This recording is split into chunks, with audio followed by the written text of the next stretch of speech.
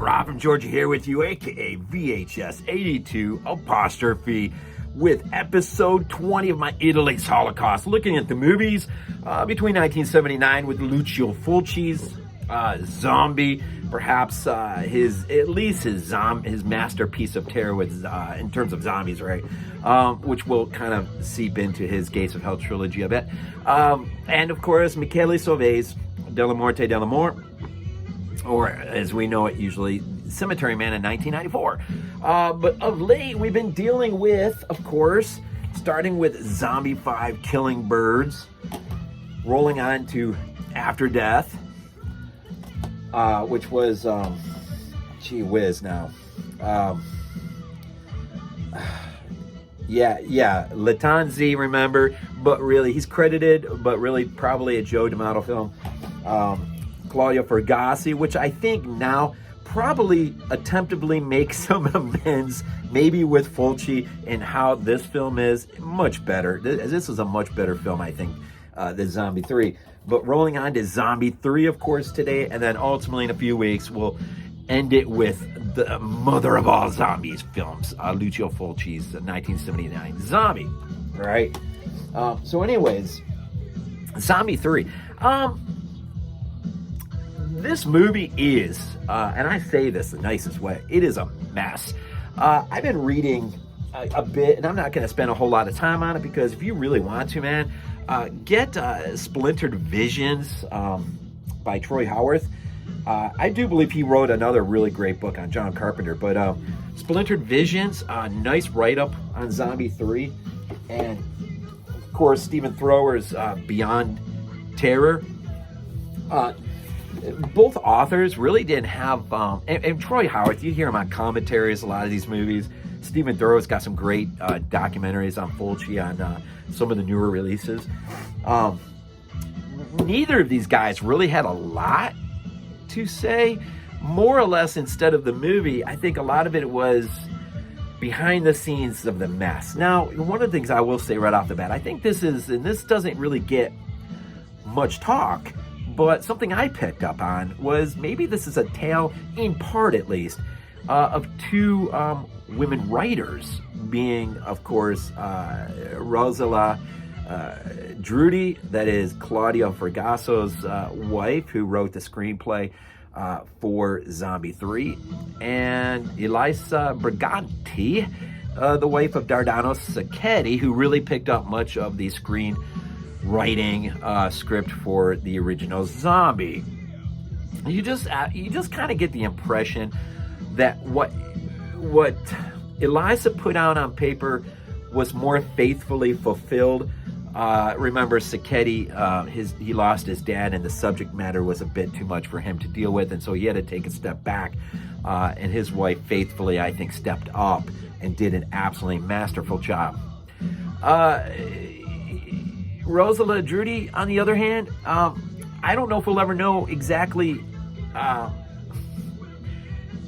how faithful. You get the impression they weren't very faithful to neither Fragasso. I don't know. You get the impression maybe he wasn't really that entirely faithful to her and what she contributed, but really and not faithful to Fulci.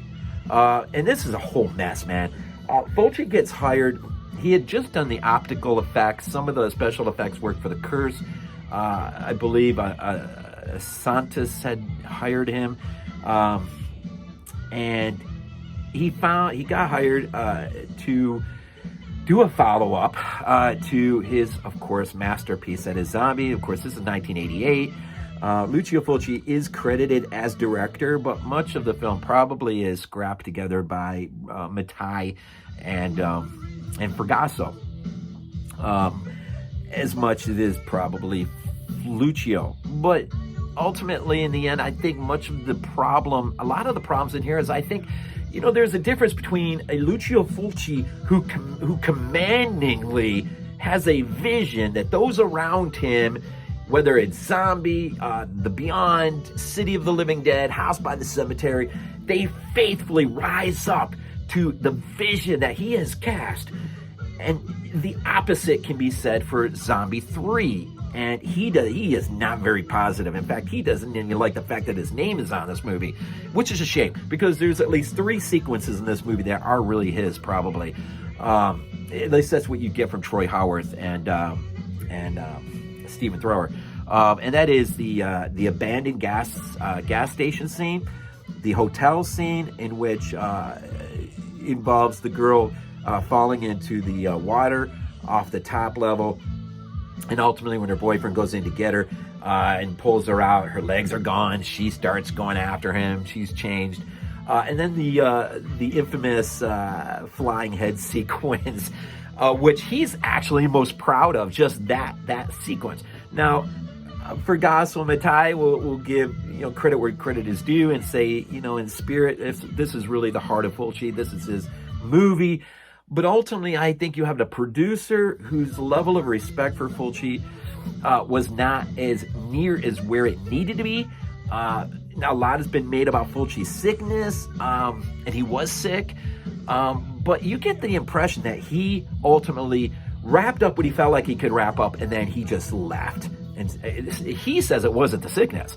I think the sickness was a good, and I don't mean this word the way it's going to come out, but a good excuse is sort of, so to speak, to politely remove yourself from a situation that is not very healthy between you, the producer, and the likes of Mattei and Fragasso, who keep changing the script. Fragasso keeps changing the script all the time, which means he's changing a script that his own wife had written. That's when I get back to who actually was respected more in their what they're contributed, Briganti or Drudy, and I think it's Briganti. I mean, I think it's pretty obvious here.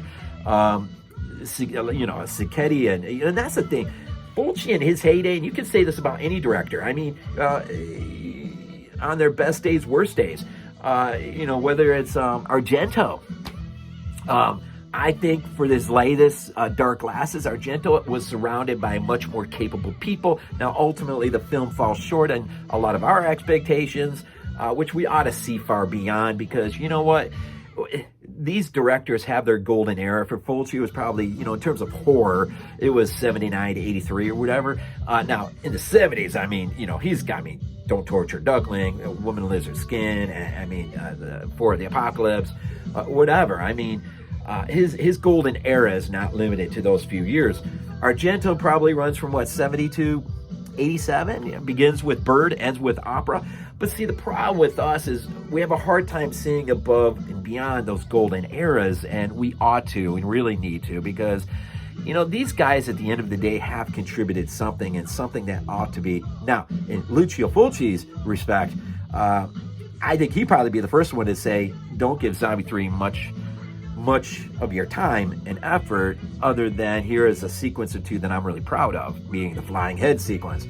The story in of itself is a pretty neat story. I mean, when you consider all of the flaws and issues with this movie, it is ultimately, at the end of the day, a fun movie. I love it. I mean, I don't care, man. I love the whole freaking franchise. It's just fun, man. Now, we're going to get to Zombie. Zombie is much different. Zombie, well-crafted, well-made, well executed, everything. It is, there's not many criticisms to Fulci. You can spend all day destroying the other 3 movies if you like, but in the end, they're still fun, man. They're still fun movies, and I have fun with them. I mean, whatever. I mean, but Fulci, at the end of the day, I'm glad his name is on it. He did contribute a bit of work to it.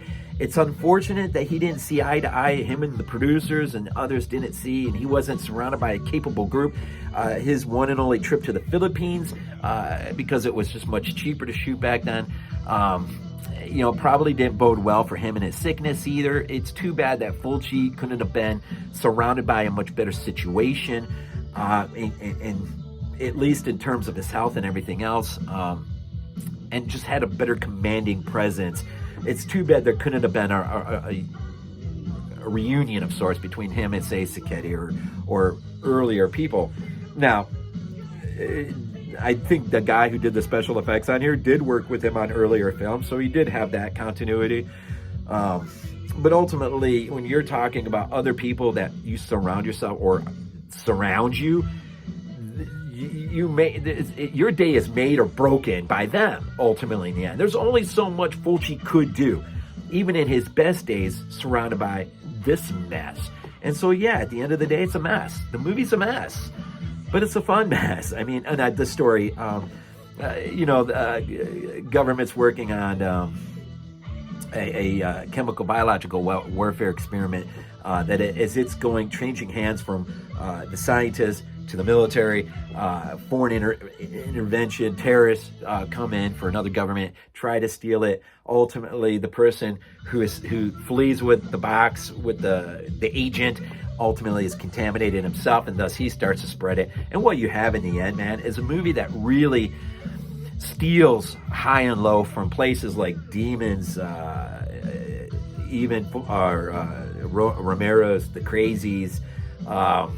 You've got, pulling from Return of the Living Dead, which of course was 85, right? And maybe even a little bit of Evil Dead sprinkled in there. It's just a lot of weird things pulled in. So it's, at the end of the day though, it's Zombie 3, right? And at the end of the day, Fulci's name is on it. And at the end of the day, there are some pretty neat gore sequences, especially one involving a zombie fetus at the end that sort of comes out, and it does get big gory in scenes. Not enough is made on some of the practicals and what they were able to achieve with the money they had and the location they were working on. And of course, I'm sure some of the stuff took place back in Rome, as usually was always the case, right? But anyway, so at the end of the day, man, Zombie 3, man, some good stuff, man, just to have fun with. But in a few weeks, we're going to get real. We're going to put the 3 aside, and we're going to look at the mother, as far as I'm concerned, of all zombie films. And I am going to have to do some bit of homework on this, because I feel like I am unworthy to really deal with this and do a good job. And so I think a lot about that film and the work that went into it. And so anyways, we'll leave it at there for now. Yeah, Evil Dead Rise tonight. I cannot wait. It's going to be fun. Anyways, we always end these things off with Go Bills.